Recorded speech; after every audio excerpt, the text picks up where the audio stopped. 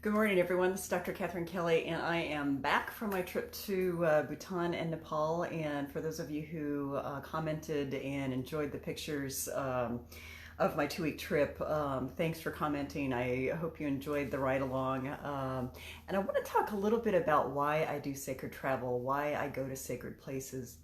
Now, I think everybody has somewhere that they hold near and dear, but there are places where we are drawn to go or told to go by spirit, and we don't really know why we're supposed to go until we get there. And many of you know that years ago, before I turned 40, I was told by spirit that I was supposed to go to Peru.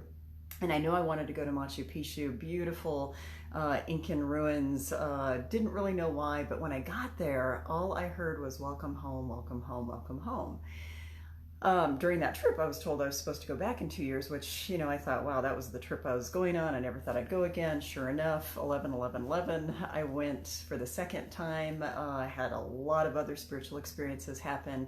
Told I was supposed to go back a few years later to do a spiritual ceremony. And so I've been to Peru 3 times. And I've been told by spirit to go each time. Now, when I was 42, I was told to go to Bhutan. And Bhutan is this teeny tiny little country in the Himalayas.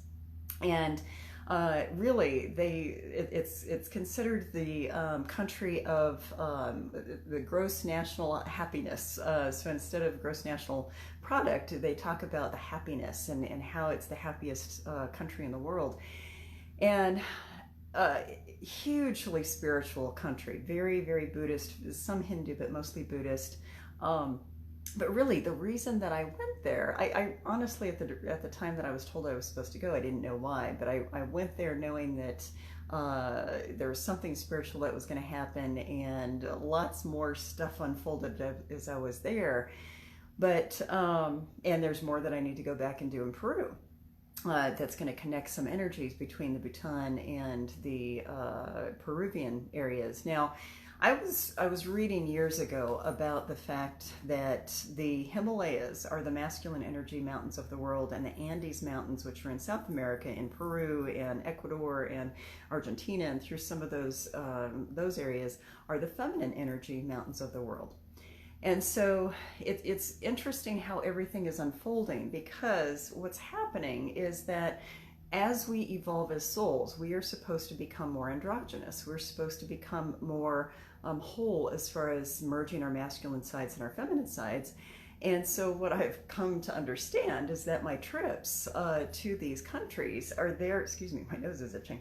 My trips to these countries is to help me understand how these countries are and how these parts of the world are energetically programmed to help us evolve. Now, I know that sounds a little bizarre, but all ancient cultures used to understand and believe and be able to interpret energy much differently than we can.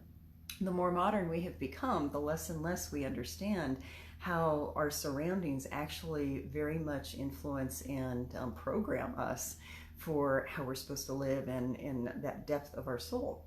So I know this can sound very foreign to a lot of people, but the thing is, I try to encourage people, if you are drawn to go to a sacred space, if you're drawn to go to somewhere and you don't know why, go anyway, because if you stay open, you're going to have lots of things unfold. You're going to have lots of awarenesses kind of pop. You're going to have experiences that help advance your evolution as a soul. And when I was there, I knew that there were some things I was supposed to do when I was there, as far as deepening my own spiritual awareness and kind of contributing to overall consciousness. What I didn't know was that other things were going to unfold that I'm going to have to work on later. Again, for consciousness sake, for your sake, for your soul's evolution's sake. And a client asked me yesterday if I was going to be writing about those experiences so that she could understand more. And yes, I will be writing more. I will be sharing more and more about all of that. In fact, I'm probably going to be doing a video early next year sometime to help you understand how the layers behind the scenes are working to help us evolve, even though we're sitting here living our human condition. And again, that may sound very bizarre, but we are here as souls and humans, and it's very difficult to traverse both. We have to live the human condition and the soul condition, But we haven't figured out as a modern society how to do that, whereas all ancient cultures did that automatically. They just knew how to live in spirit. They knew how to live in the human condition and spirit at the same time. We do not know how to do that. We don't do that very well. And apparently part of my role is to help you understand how to do that, because there's a much deeper world out there. There's a much more enriching world out there than we are allowing ourselves in this modern world. So when it comes to sacred travel, and you can make any travel sacred. Years ago, about a decade ago or so, I decided every trip I was going to take, I was going to find a spiritual site to visit. Even in New York City, there are spiritual sites you can visit. There are stores you can visit that are very spiritually sound. There are sacred sites there. There are sacred energies there. And so even though it may be in modern society, there is always somewhere where you can go and tap into that sacred energy, tap into that soulful energy. Now, I'm getting known as the soul chick, the one that talks about the soul, the one that really kind of helps people understand that there's something deeper within us. And if I have any mission in this lifetime, it's for me to help you get in touch with your soul better, and sacred travel is one of those ways to do that. So I just wanted to throw this video out there for those of you who have followed the last couple of weeks of my postings and my pictures. I honestly don't think I can top this trip. I go on a lot of trips when I have the time and the resources to do it, and I hadn't been able to do anything for quite some time because of getting Soul Health Center set up and getting Soul Health Essentials business going. But now I'm going to kind of get back into the travel piece, and I just want to encourage you to live every day soulfully in whatever way you can, because it deepens your experience. It actually makes the human condition better. And someone Monday actually told me that she wants to get where I am in terms of living more soulfully and watching for the signs from spirit and watching for how we can grow and evolve from a soulful perspective rather than trying to bumble through the human condition. And my message to all of you is that you all have that opportunity. You all have that propensity in you. You have all of that that energy in you. It's just a matter of cleaning out the human condition as much as possible and getting stuff out of your way that is hindering you from living a soulful life. And, really that's what my book Soul Health is all about. But, when we unencumber ourselves, when we clean out our human condition, we are able to soulfully experience life in a much more enriching way, in a way that basically we can let go of a lot of this human crap that kind of gets on our nerves and gets in our way. But it's that process of living a soulful life. It's that process of living a sacred life, knowing that you are a sacred being. Going on these trips and going to sacred places is only one part of it.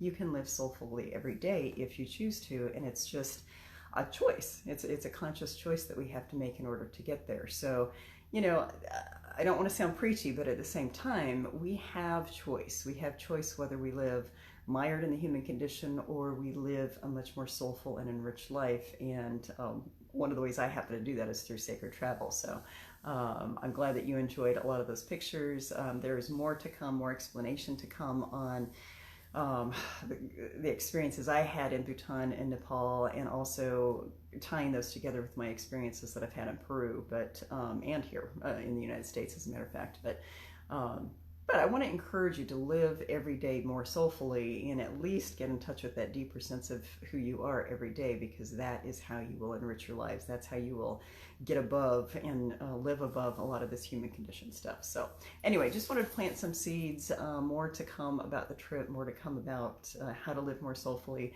Next year, all I'm going to be talking about is tuning into your 2020 soul vision, really getting into that deeper part of yourself so that you can live a more enriched life, because this human condition thing is not pleasant. And so, we have to kind of live above that, but the only way we live above that is to get in touch with our souls. So I'm going to keep talking about the soul. I'm going to keep cramming it in, because I want you to really get in touch with that part of you, because that is where your life will just start to soar and align. So Hope you have a wonderful day, and more to come. Go to www.Dr.KatherineT.Kelly.com for more information, and there will be more videos to come about this whole spiritual revolution that is happening. So I hope you have a wonderful day. Thanks. Bye.